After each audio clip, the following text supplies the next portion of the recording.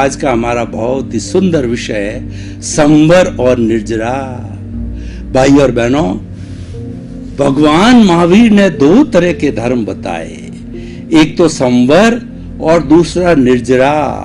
संवर का अर्थ हुआ कि हमारी जो पापकारी प्रवृत्तियां हैं, जो पाप आने का द्वार है, उस कर्मों के आने के द्वार को रोकना संवर कहलाता है।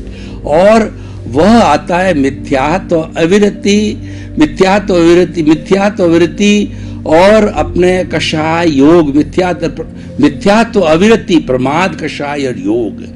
5 चीजों से हमारी आत्मा के भीतर कर्मों का प्रवेश होता है। उस नाले को हम आश्रव कहते हैं, जिसके माध्यम से वो आता है और वो आकर के हमारी जो कॉजल बॉडी है, हमारा कार्बन शरीर, लिंग शरीर है, उसमें आकर के वह जो है कषाय के रूप में एकत्रित हो जाता है और उसका घनत्व बढ़ जाता है। उसको हम जो है वो आश्रव कहते हैं। आश्रव का विरोधी तत्व, उसकी प्रतिरोधात्मक शक्ति है, वो संवर है। संवर एक साधना है, संवर पुरुषार्थ है, क्योंकि हम आने वाले कर्मों के द्वार को बंद कर देते हैं। जब हमने किसी भी हमारे घर में किसी कमरे को या घर के मेन गेट को बंद कर दिया तो उसमें अब कोई व्यक्ति प्रवेश नहीं कर सकता है। इसीलिए घर में ये दरवाजे और खिड़कियां लगाए जाते हैं कि बाहर से किसी भी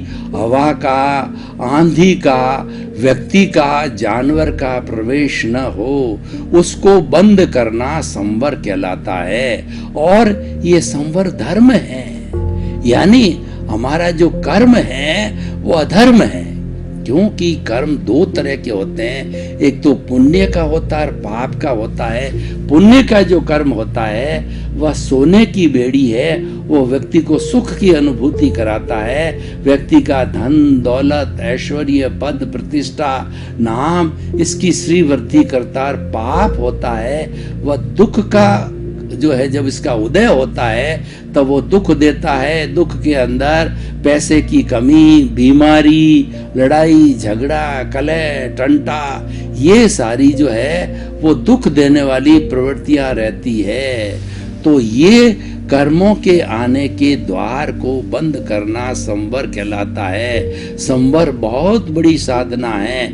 और मैं जो है वो बड़ी एक जो है वह सार युक्त बात करूं तो प्राणी मात्र, जो जीवित प्राणी होता है उसको सुख दुख की अनुभूति होती है। जो जड़ होता है उसको सुख दुख की अनुभूति नहीं होती, उसमें फीलिंग नहीं होती, उसमें प्रजनन नहीं होता, उसमें ग्रोथ नहीं होती। इस तरह से 9 उसकी कैरेक्टरिस्टिक बताई गई है। लेकिन जो जीवित प्राणी है उसके अंदर ये सारी अवस्थाएं होती है, फीलिंग्स और सुख दुख की अनुभूति होती है। इसीलिए किसी को दुख देना जो है, प्राणी मात्र को दुख देना है, ये जो है दुख न दिया जाए तो ये सबसे बड़ा संवर है, सबसे बड़ा धर्म है। दुनिया का सबसे बड़ा धर्म यह है कि जीवित प्राणी मात्र को मन से, वचन से, काया से, करने से, करवाने से, अनुमोदने से 9 कोटिक जो है ये प्रवृत्तियां होती है, ये हिंसा कहलाती है। न की जाए, किसी प्राणी को दुख न दिया जाए ये 9 कोटिक चीज माध्यम से, तो वह सबसे बड़ा जो है धर्म कहलाता है। और वही सबसे बड़ा संवर है और वही साधना है। और भगवान ने जो है ऐसा जो करता है उसके ज्यों ज्यों संवर की स्थिति बनी रहती है, त्यों ही उसकी कॉजल बॉडी धीरे धीरे धीरे घटती जाती है। संवर का आविर्भाव, संवर का प्रारुद्भाव, संवर को त्याग भी कहते हैं। त्याग का मतलब ये, हम प्राणियों को अभय दान देते हैं और मन वचन काया की प्रवृत्तियों का संयम करते हैं। खाने का संयम, पीने का संयम, उठने का संयम वो हम करते हैं तो वो भी संवर कहलाता है। भगवान महावीर को उनके शिष्यों ने कहा कि प्रभु आपकी कृपा से हम साधु तो बन गए, लेकिन हमारे कर्मों का बंधन न हो, हमारी लाइफ स्टाइल, हमारी प्रवृत्ति कैसी होनी चाहिए उसके बारे में आप हमारे को शिक्षा फरमावें, आप हमारे को कुछ जो है उपदेश है, तो भगवान ने ये कहा, जयंग चरे जयंग चिट्ठे जयंग मासे जयंग सये भोजन तो बासन तो पाव कमंग न बंधई। संवर की बात कही कि तुम चलने में, फिरने में, उठने में, बैठने में, सोने में, किसी भी प्रकार की प्रवृत्ति करने में जयना करो, सावधानी बरतो, विवेक बरतो।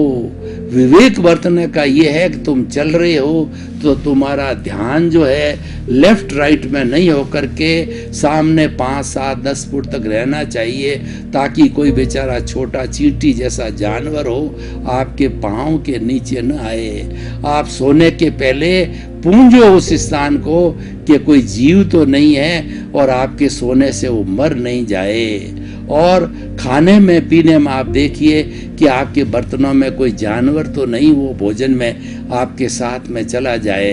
पीने में देखिए कि जिस बर्तन से पानी पी रहे हैं उसमें कोई छोटे मोटे जंतु तो नहीं है जो कि हमारे शरीर में भी चले जावें और हमको भी बीमार पड़ दे और वो भी बेचारे मर जाएं। तो इन सब चीज की जायना करना, विवेक करना, ये भगवान ने का संवर है। और तुम संवर की स्थिति में रहोगे तो तुम्हारा साधु जीवन सफल हो जाएगा। और संवर ही तुम्हारी ये साधना है, संवर ही तुम्हारे कर्मों को जो है क्षय करेगा।